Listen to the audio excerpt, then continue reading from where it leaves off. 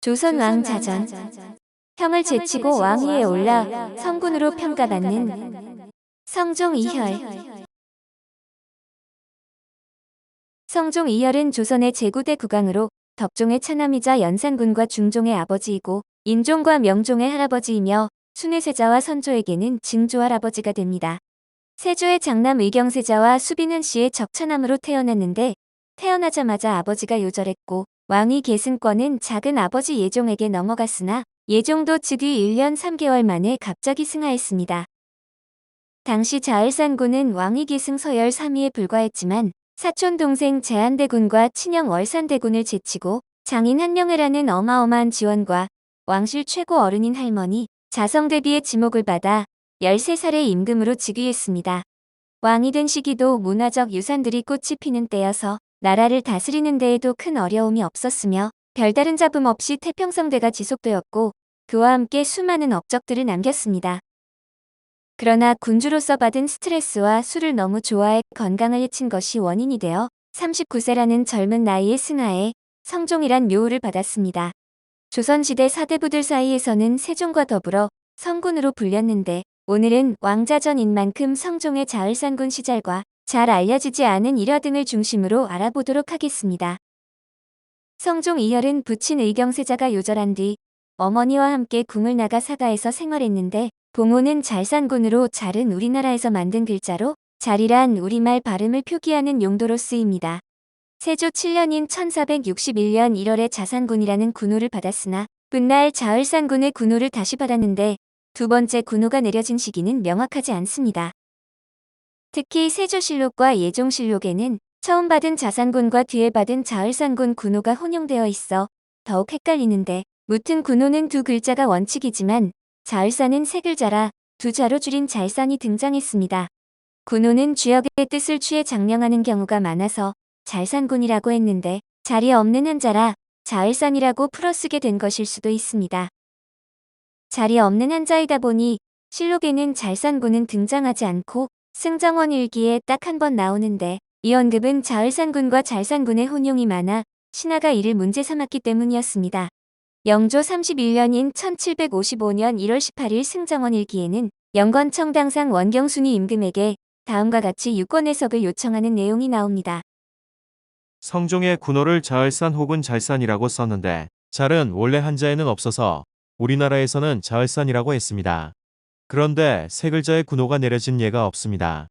때문에 무엇으로 군호를 써야 하겠습니까? 이에 대해 영조는 자을산이라고 쓰고 잘산이라고 읽어도 무방하다며 두 개 모두를 취하는 유권 해석을 내렸는데 이처럼 성종의 왕자 시절 군호는 자산군, 자을산군, 잘산군 등 세 개로 굳어졌습니다. 아명은 경신인데 무튼 거의 모든 왕들에 대해 좋은 평가가 내려지지만 그는 어려서부터 총명했고 일찍부터 행동거지가 매우 침착했다고 전해집니다. 세조 때 궁궐에 내려친 벼락에 맞아 한 환관이 즉사하였던 일이 있었는데 그의 형 월산대군이나 다른 내관들은 이 상황에 어쩔 줄 몰라 했으나 그는 태연히 서 있었다고 합니다. 이 일로 그는 세조로부터 태조와 세종을 닮아 기상과 학식이 뛰어날 것이라는 칭찬과 귀여움을 받았다는데 태어난 지 얼마 지나지 않아 아버지 의경세자가 갑자기 사망하면서 어머니와 궁 밖으로 나가게 됩니다. 조부 세조는 특별히 한 씨를 수빈으로 봉하고 궁궐에 살아도 좋다고 했으나 한 씨는 사저로 물려 앉았는데 그는 어린 나이에도 곤궁한 생활에 대한 불평불만이 없었으며 속내를 쉽게 드러내지 않았다고 합니다. 그러나 수빈 한 씨는 꾸준히 대궐에 출입하면서 한명회, 신숙주 등과 교류했고 한명회의 딸 중에 한 명을 자을산군과 결혼시킵니다. 한명회와 신숙주 등은 이 점에 착안해 월산대군 대신 그를 선택했다는데 신숙주의 조카딸이 그의 계비인 패비 윤씨인 점이 왕위 계승에 유리하게 작용한 점도 있었습니다. 1469년에 삼촌 예종이 20살을 겨우 넘긴 나이에 고질병이었던 족질로 이른 나이에 승하하자 당시 왕실의 최고 어른이자 대왕 대비였던 정의왕후는 권신, 신숙주와 한명회를 불러들여 후계를 논하게 했습니다. 중요한 문제라고 흔히 심부름을 하는 내관들이 아니라 승지들이 편지를 전달했는데 이 과정이 여러 차례 있어 누구를 후계로 할지 상당히 오랫동안 고민을 했다는 의미입니다. 그러나 일은 신속하게 이루어졌는데 예종이 사망한 시간대가 아침 8시에서 9시 사이인데 자을산군은 당일 입궐해서 오후 4시에서 5시 사이에 즉위식을 거행했는데 반나절도 안 돼서 정의왕후가 통보에 결정된 것입니다. 성종이 즉위하는데 공을 세웠다고 좌리공신으로 책봉된 사람들 중 9명이 신숙주, 한명회, 최항, 홍윤성, 조성문, 윤자온, 김국광, 정현조, 권감인데 이 9명은 예종의 사망 소식을 듣자 승정원에서 대책을 의논했습니다. 그중 정인지의 아들이자 세조의 사위 정현조가 혼자 장모 정의왕후에게 명을 받으러 갔고 정의왕후는 정현조에게 나머지 8을 들라고 했으며 정현조는 이들을 다시 승정원으로 호출하러 왔습니다. 이들이 정의왕후가 있는 강령전으로 가서 정의왕후를 뵙자 정의왕후가 누가 좋겠냐 물었고 이들 9명은 정의왕후한테 말해달라고 부탁했습니다. 그러자 정의왕후는 제한대군은 어려서 안 되고 월산군은 병약해서 역시 안 된다며 최종적으로 자을산군으로 결정했는데 고심은 있었겠으나 시간상으로는 2~3시간도 안 걸려 오전 중에 처리됐던 듯합니다. 아무튼 결론은 법도대로라면 가장 정당한 왕위 계승권자였던 제한대군은 아직 4살이라 너무 어리고 의경세자의 장남 월산군은 실록의 근거는 빈약하지만 허약하니 차남 자을산군이 새 국왕으로 공식 지명된 것입니다.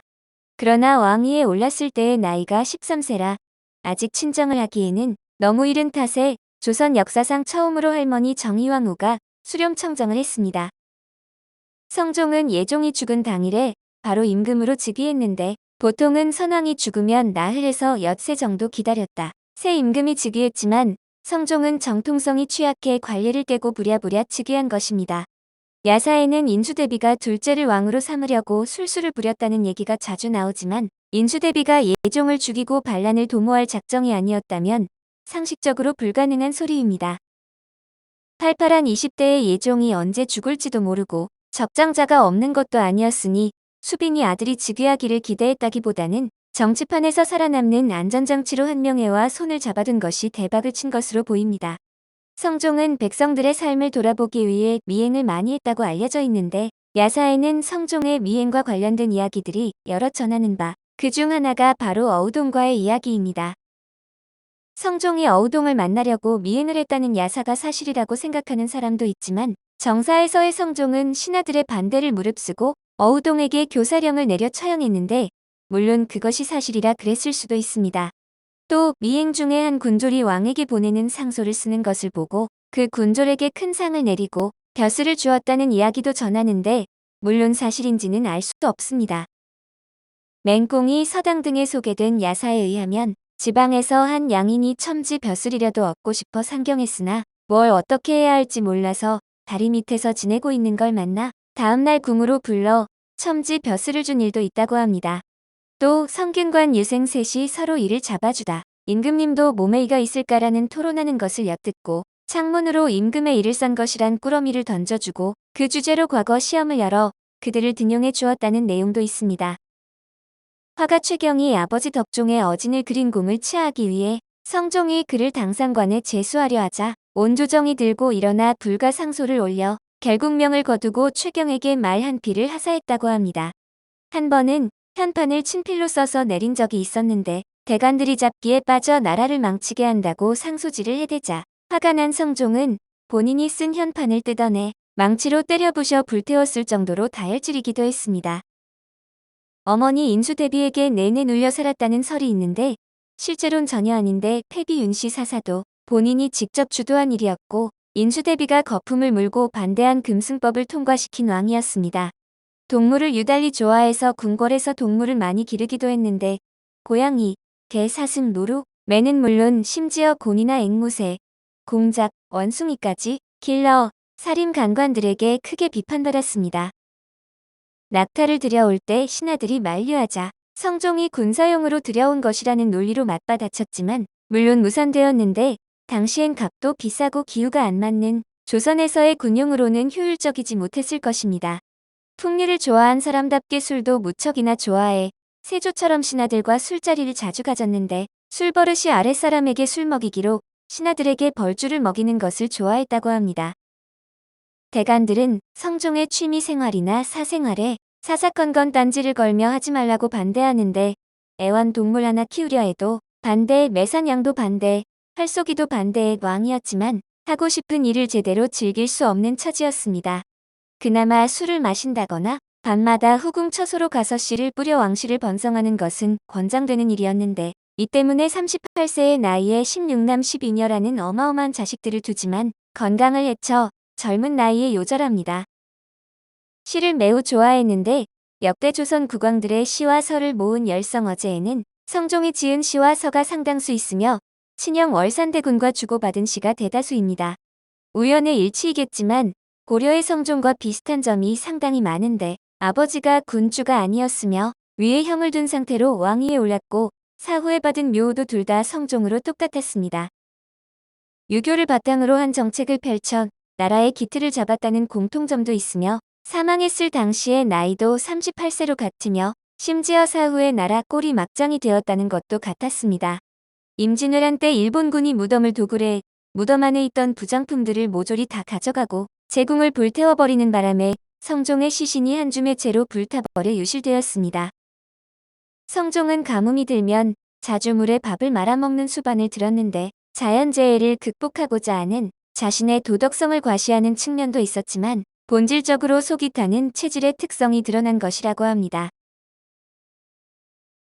오늘 조선왕 자전은 형을 제치고 왕위에 올라 성군으로 평가받는 성종 이열이었습니다.